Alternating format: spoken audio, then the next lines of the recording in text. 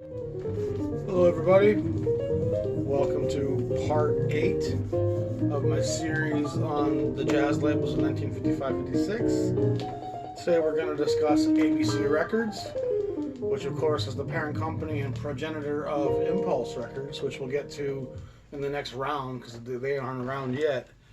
But ABC Impulse has a great art department. They make some really beautiful covers with great photography. They are a product of a television and film company, so they have deep pockets. They have a pretty wide distribution, of course. They have this series that starts at 100, and pre-Impulse, so we're talking 55 through 59, which runs you in about 400 records, 100 through 4 something, you know. That sequence of stuff consistently will be pretty solid jazz and some great titles. Once you get past 350 or something, that's about when Impulse comes on the scene, and that really splits what ABC releases. And they will still put some stuff out on the ABC logo, but if you're going to buy old ABC records, try to keep them before 300 and before 200 especially. There's a pretty good concentration of good stuff, well recorded, like I said, well packaged, well put together. The label kind of launches with Edie Gourmet, and she has quite a few records on the label. And you know, she's a bit of a schmaltzy singer. She's not the jazziest of gals, but she was approachable to white America, so it was a pretty safe thing to start with. They have multi-instrumentalist Don Elliott, who's also on Riverside, does a lot of stuff there. And he's got 3 or 4 records on ABC Impulse that are, or ABC that are very solid. This Art Farmer record, it feels like it's inspired by some of the Gil Evans and Miles Davis stuff. It's fairly, again, approachable to white America. Vinnie Burke is one of the great bass players that we don't talk much about.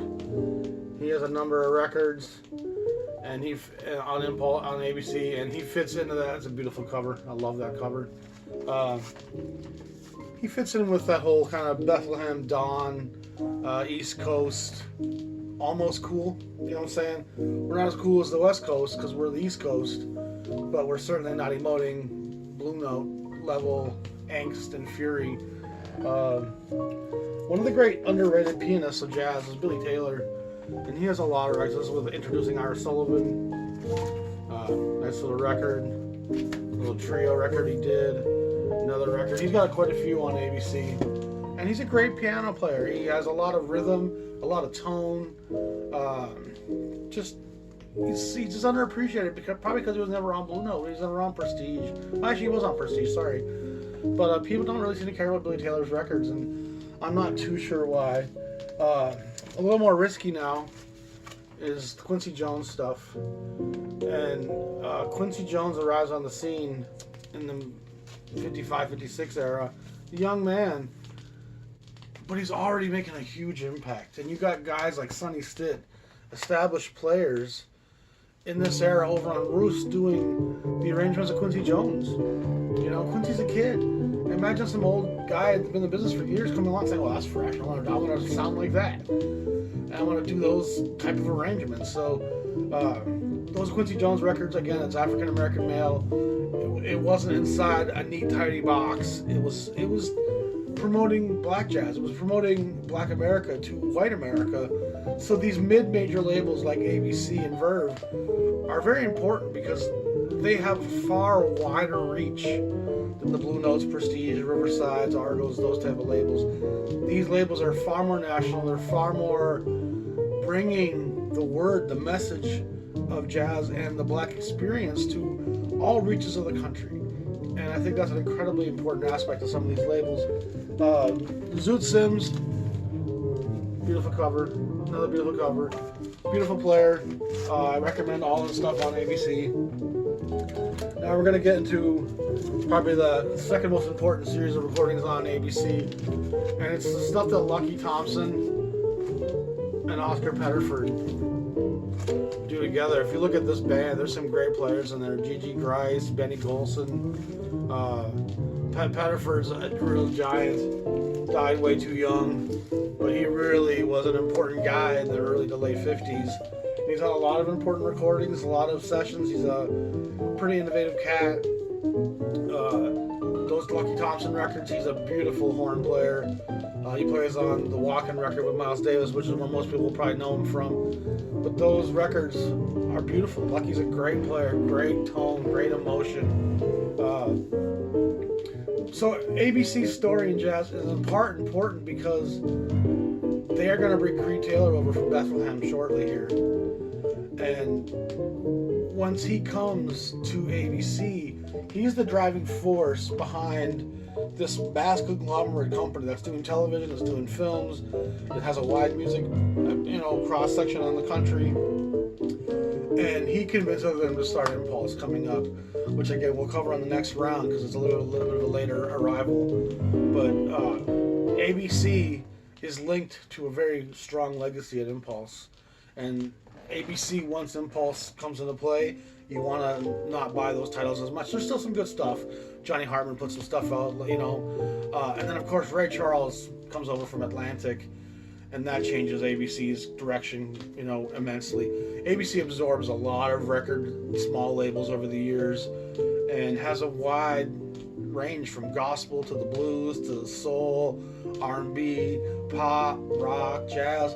ABC has a pretty wide, all-encompassing swath of music.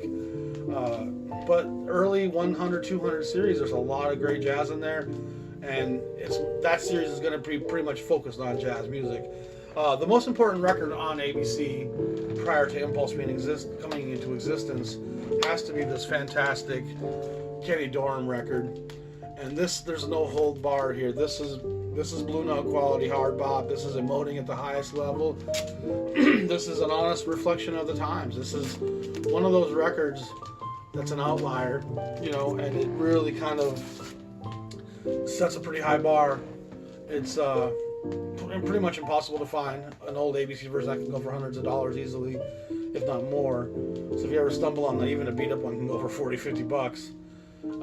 That's, I think, the license that allowed the execs at ABC to say, okay, yeah, maybe having a guy like Coltrane is doable. Maybe that's something that makes sense to us, and thank God it did, because Impulse in the 60s is going to be the tour de force in a lot of aspects in jazz, as some of the other 50s labels kind of take a step back and stay stuck in what they're doing.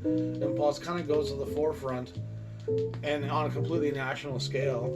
And it's amazing how quickly the industry shifts from regional labels in the mid-50s, and as the 12-inch era comes along, and having the big national labels at Decca, Capitol, Columbia, RCA, and then these small regional labels everywhere that were very, like I said, just pockets and reaching very small demographics. So these mid-major labels like ABC have a very important role to play, because they're helping to create a climate in a white America where we're going to be willing to put black music in with our regular show tunes and rock and roll and whatever else we're buying at the time. So that's ABC Impulse. Again, we're looking forward to doing Impulse when it comes around. We got some small, fun New York labels coming up. I'm going to do some short episodes this next week on Roost, Jubilee, Dawn. So keep your eyes open for those. United Artists. They have some good stuff in this late 50s era. And then we're going to go to Chicago. So subscribe to my label. I'm the Jazz Shepherd. Watch all the other episodes. You can get a good cross spectrum of what's happening in 55, 56. And let's consciously notice, what are the great records of this time frame? Who is the cutting edge labels? Who was making the loudest noise in jazz in 55, 56? And we're going to create a little list eventually of the top probably 40, 50 records of this era. I'm looking forward to hearing some feedback on some of those thoughts and ideas. And again, the Pithecanthus Biserectus by Charles Mingus over on Atlantic, it seems to be heads and shoulders above everything else that's happening, just because it's so on a different level and predicts what's to come. So again, thanks for watching. Y'all have a good night. We'll talk to you soon. I got Roost and Jubilee coming up real quick, Dawn. So pay attention, subscribe, let your friends know. Have a good day. Peace.